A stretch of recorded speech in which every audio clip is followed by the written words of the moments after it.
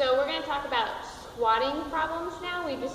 Hopefully you've watched the deadlift video, or maybe you're going to watch that next, I don't know.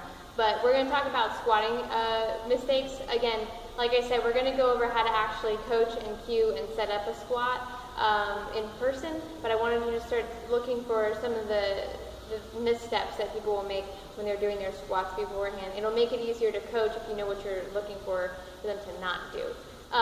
So starting from, we'll go from head to toe. So one thing we'll see, again, also know that at SAPT we usually start with goblet squatting, either with a kettlebell or a dumbbell before we put anyone on the bar. But the mistakes you'll see are going to be very common for both. Anyway, let's move on. So starting from the head to the toe, just like in the deadlift, we want to make sure we have a neutral spine on the way down. There's still going to be a hip hinge on the way back. So you want to see people initiating the movement with their hips. Their lower back, upper back, and cervical spine should all be neutral as they come up and as they go down, as they come up again. You'll see, just like in the deadlift, you'll see a lot of people overarch that back on their way down, or they'll be looking up with their head, or they'll be looking too far down. So you just want to make sure that they're all in a neutral position as they go through the movement. Speaking of that, in terms of initiating the movement, we want to make sure that they hinge from the hips, but we don't want them to hinge so far that they end up, folding in half and becoming a good morning. So the movement should initiate from the hips. They should be sitting back, coming down, and then coming right back up again. You'll see a lot of people initiate the movement with their knees. So they'll bend from here first, and then sit back. If they're good, they'll bend here first, and then they'll sit back like this. Or they'll just go straight down from their knees and not even really bend at their hips at all. This will typically pitch them forward. Their knees are going to come in. It's going to look like garbage. So you want to stop them, say, hey, I want you to start with pushing your butt back first. And really easy cue that we use is pooping in the woods. Pretend you have to poop in the woods. How far back do you have to sit? Pretty far. So having to sit their butt back. On the flip side of that, you want to make sure they're not going back too far, like I alluded to earlier, because otherwise we get one of these numbers. We get essentially a good morning without any actual knee bend. So you want to find the happy medium in between where they're hinging from the hips as they sit backwards, but not going too far back that they end up, folding in half and becoming, a pancake. So it's similar to the deadlift in that they're sitting back with their hips, but also different in the sense that they're using a lot more knee drive, both on the way up and the way down. Their knees are going to be more active in the movement than they are in a deadlift, which is essentially just a hinge from the hips. So there's that.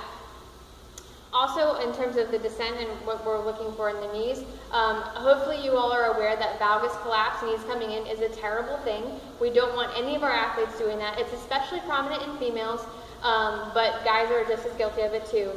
There's a number of reasons why valgus collapse happens. Sometimes it's just they don't know how to do the movement. So oftentimes, if you just coach them out of it, they'll be able to perform it just fine. So sometimes it's just because it's a novel thing. They've never learned how to squat with their knees out.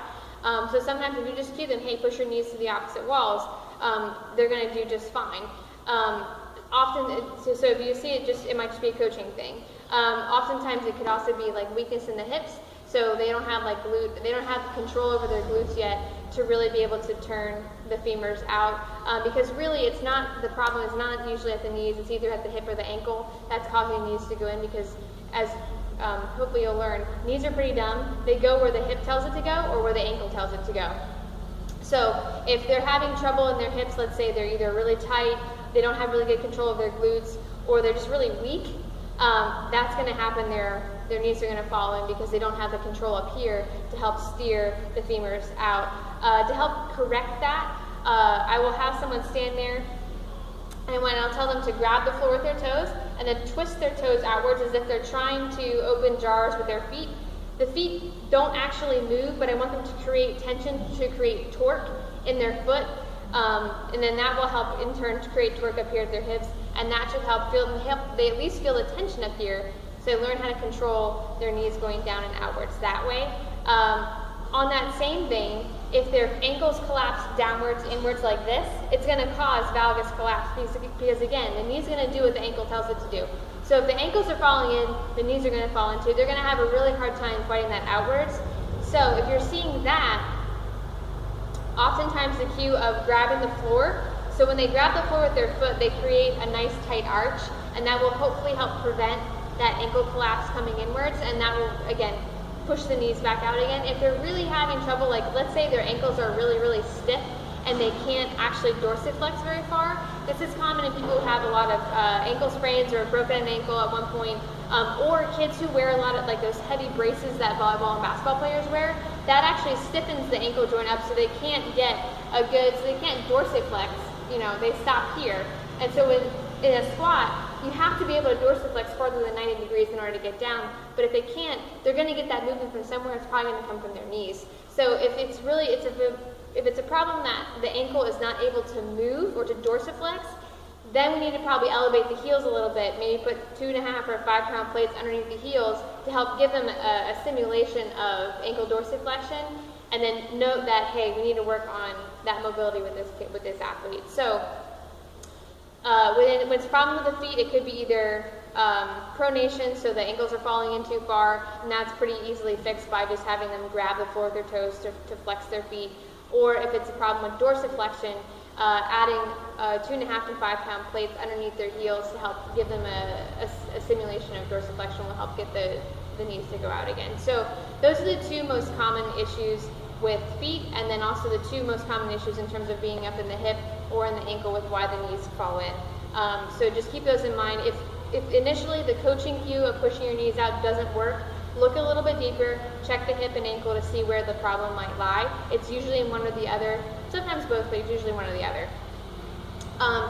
Also keep in mind too, when you're coaching someone, try to go for the easiest solution first, as opposed to, like, let's say if someone's knees are coming in, don't be like, oh my gosh, their ankles are the problem. Just cue them first, see if it fixes it, and if that works, then great, then just go from there. So don't try to find a problem if there's not a problem there. Go for the easiest solution and move on and continue to let them coach from there. Okay, so we've got knees, we got the hips going back. Another thing you'll see too is people falling forward like this with their squat. If that's a problem, just cue them to keep their chest up. Usually that works pretty well. If they're still having a problem keeping their chest up, the box may be too low. So you may need to raise, if they're squatting to a box that is, you may need to raise the box in order to prevent their chest from going down low. Speaking on that vein too, you want to make sure they're not butt winking. We all know what a butt wink is, right? Coming like a hyena. So they get down here and then whoop, all of a sudden they like hike underneath. There's a lot of causes for that. Often it's a core issue, not a hamstring issue. We can go over that more in person as well. But just know that if they're tucking underneath, one, the box, if they're going to a box, needs to go a little bit higher, or if they're not squatting to a box, you need to not have them go down quite so low. You want to stop them before they get to that tucking point. And also, it's probably a good indication that you need to work on some core strength, particularly anterior core strength with them, because they're not able to control their pelvis as they go down. So, and the third thing it could be is also their actual stance. It may be that they're too wide or too narrow, and see if you can change their stance and see if that changes it. If not, then it's probably a core issue, or just like the box is too low or something like that. So again, you want to make sure they're not butt winking, and if they are, you need to fix it by one of those three methods. Most likely it's the box is too low, or they're going down too low, and then from there you can kind of discern what the actual problem is and work on it outside of the actual squatting. And I think that's pretty much it in terms of the things that you're going to see with the squat. So as long as they have a neutral spine, their chest is up, their hips are going back, their knees aren't coming in, you should be good to go. Those are the big stuff. Again, we'll go over more coaching cues and some of the finer points you'll see in terms of, like, athletes find all kinds of ways to mess things up. So in person, hopefully we'll be able to find some over the course of your internship that I'll be able to point out and help you learn how to fix. But that's it for now.